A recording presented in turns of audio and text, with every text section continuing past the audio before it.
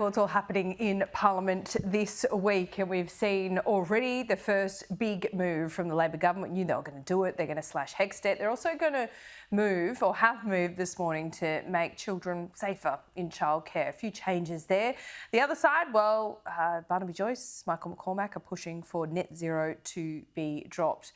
In all of that, the independents on the crossbench, but not really with a vote that has any meaning at the moment. Joining me live now is Independent MP Allegra Spender. Sorry, what a way to introduce you. Good to see you. I'm sure you're back Laura. there. You are advocating from the sidelines, of course. Sorry, Laura. I might say that I have as much of a vote as any member of the Yes, you opposition do. benches right now. So, Yes. you know, so What I meant think that was is still pretty important. You're just not going to change the government's position on the floor, if I could put it. Not on the floor, but in other ways. I think that's my goal. Okay, so what is your goal, and how will you do that? No. Look, I think it's, you know, to be honest, in the last Parliament, I didn't have, it was a majority Labor government in the last Parliament, let's be honest. But the difference that you can make, and the difference that I made, I feel, in the last Parliament, is standing up for the issues that weren't on the table, putting them on the table and speaking up for the community. And tax reform, I think, is a really good example, which the government, you know, was very much trying to ignore last term, as was the opposition. Now there is serious sort of discussion about this, and that's exactly what I came to Parliament to do, which is to put the issues that are difficult but matter to the long-term future of the country on the table, and you know, be someone who's willing to, you know, have that debate and push those difficult issues out there, because Australians on the street, they know we've got some challenges, and they don't, you know, they don't believe it when people say, oh, everything's going to be fine, we've got everything under control. We know we've got significant challenges, and they do want long-term evidence-based solutions, and I think that's what I'm providing from the crossbench. Yeah, okay, let's talk about the roundtable, because I know we're still a little while away. We've seen a submission from lobby groups, from CBA, from a number of people. Also, there's this headline in the AFR this morning. They've done a bit of a research from the Centre for Independent Studies. Now, more than 50% of people rely on government for their income. That is absolutely terrifying.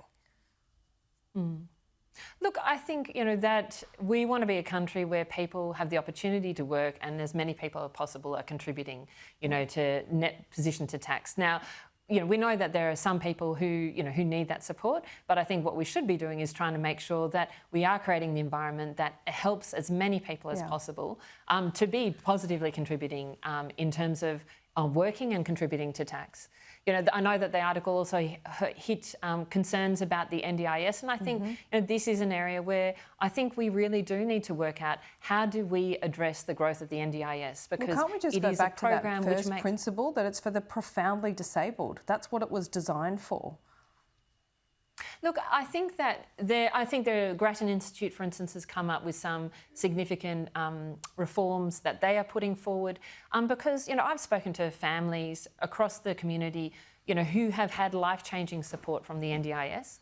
But I also have spoken to families where they haven't had support that they needed. And I've also spoken to people who've said, I've got all this NDIS support, I actually don't need as much as I've got. So I think the system is still not working. And for instance, in some cases, you know, the Grattan Institute, for instance, is suggesting that, you know, for young children, maybe the best sort of support they should be providing is actually in groups, in foundational supports. It's where the government is seeking to go with the states, but I think it needs to go further and faster and make sure that those foundational supports are in place, you know, so those people don't need individualised support from the NDIS, but can move into those foundational supports. But they'll only do that when they feel confident that that support is there. And so this is up to the governments and the states to really deliver those supports that are more effective, more cost effective, but give parents the certainty that they're getting the support that they need.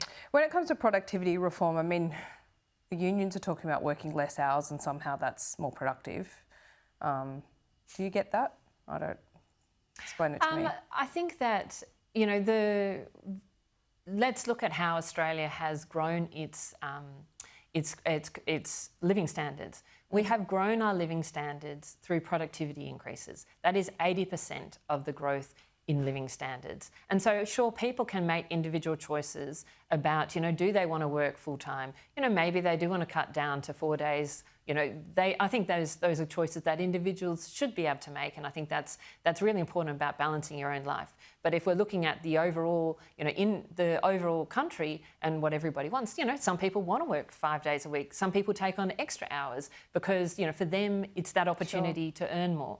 And so I think that we need to still give people the choice of, where does, where do they want to sort of gain things? Do they want to gain them in extra, do they want to gain it through their wages because they're saving for a house because this is important to them? Or do they want to work fewer hours, in which case negotiate with your boss to work a 4-day week if you can? Yeah. Like that I think is giving people that ability to be owners of their own lives, to be honest. Yep, and in some cases that can be productive. I want to ask you about tax reform. Is your measure of where we go forward with this, and a measure of success really, that the envelope of tax that the government is taking stays the same, just the mix within that envelope changes? Therefore, increase the GST, lower personal income tax, or would you accept that the overall tax take needs to go higher? Look, I think we should be aiming for really the first. We are at a point where we're taking a relatively high amount of tax in the system. There are obviously, but we are also growing our spending fast, and we have grown that very fast in the last 3 years, and I think that is of real concern. But what I'm seeking is to say, look, let's take a revenue neutral approach, and see how we can rebalance the tax system towards what we want. We want productive businesses that are investing because that helps drive prosperity for everyone and real wages. We want young people to be able to get ahead, to be able to buy houses, to have kids, do the things that other families have done at that same time in their lives. And they are really struggling to do that right now. And we want the net zero transition to be as cheap as possible. So we need a tax system that supports that rather than makes it more expensive. But the approach I've always taken is to say, let's take a tax neutral position. You can have a different argument about spending and how can we pull back, or, what are those spending pressures? But let's start with a tax neutral position. Yeah, we'll see what happens there. We are out of time, Allegra. Thanks so much for your time. Sorry about that introduction, but you get what I was saying. It's all right, Laura. Anytime.